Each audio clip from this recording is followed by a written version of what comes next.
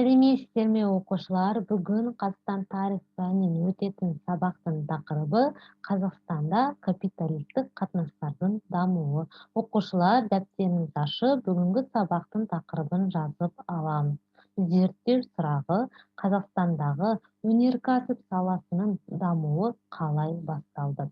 Сабақтың мақсаты: Қазақстандағы өнеркәсіп саласының дамуы, капиталистік қатынастардың дамуының Қазақстан экономикасына ықпалы.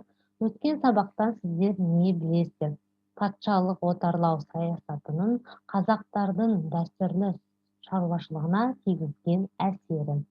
Оқушылар, ең алдымен білімнің сайтын пайдаланып, Қазақстанда капиталистік қатынастардың дамуына байланысты бейнематериал көретін боласыздар. Қазақ кезде капиталистік қатынастар дами бастады. Капиталистік қатынастардың пайда болуына не әсер етті? Қазақстан жерінде қандай салалар дамыды? Осы сұрақтарға жауап берейік. Қазақстанда қай кезде капиталистік қатынастар дами бастады? Капиталистік қатынастардың пайда болуына не әсер етті? 19 ғасырдың екінші жартысында Ресейдегі капитализм қазақ өлкесін қамтып, тауар ақша қатынастарының жедел өсуіне әрі капиталистік жүйе белгілерінің пайда болуына ықпал етті. Қазақстанға енгізілген ресейлік капитал пайдалы қазбаларды өндіру мен өңдеу саласына бағытталды. Тау-кен өндірісі Ақмола және Семей облыстарында, Баянауыл, Қарқаралы уездерінде және Алтайда шоғырланды. Бұл аймақтарда мыс, күміс, мырыш кендері қазылып, көмір мен алтын табылды.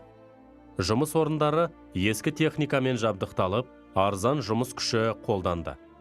Арзан жұмыс күші ретінде әйелдер мен балалардың еңбегі асыра пайдаланылды.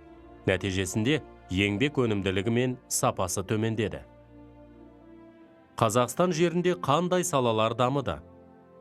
19 ғасырдың 70-80 жылдары өлке шаруашылығында біраз салалар игеріле бастады. Алтын өндірісі қарқынды дамыды, тұз өндіру ұлғайды. Балық шаруашылығы да маңызды орын алды. Мал өнімдерін өңдеу, сабын қайнату, тері илеу кәсіпорындары ашылып жатты. Осы жылдары Қазақстанда 482 шақырымдай темір жол салынды. 19 ғасырдың соңында Қазақ өлкесіне банк капиталы еніп, несие жүйесі пайда болды. Орал, Қызылжар, Семей, Омбы және тағы басқа қалаларда мемлекеттік банктердің бөлімшелері ашылды. Несиелік мекемелердің орталығы Ақмола облысы болды. Оқушылар, бейнематериалды көріп аяқтадық. Ал енді қысқаша конспектті оқыңыздар.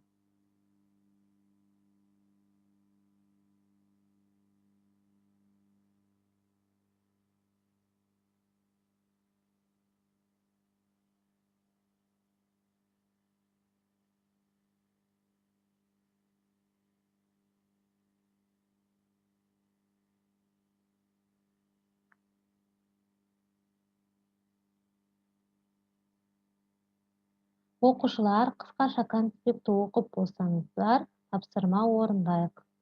Бірінші тапсырма: оқиғаларды жылдармен сәйкестендіріңіздер.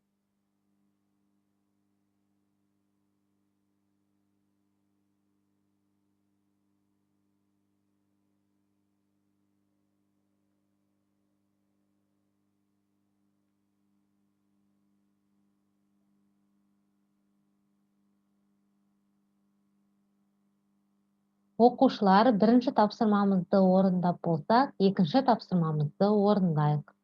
Екінші тапсырма: ақпараттың ақиқат немесе жалған екенін анықтаңыздар.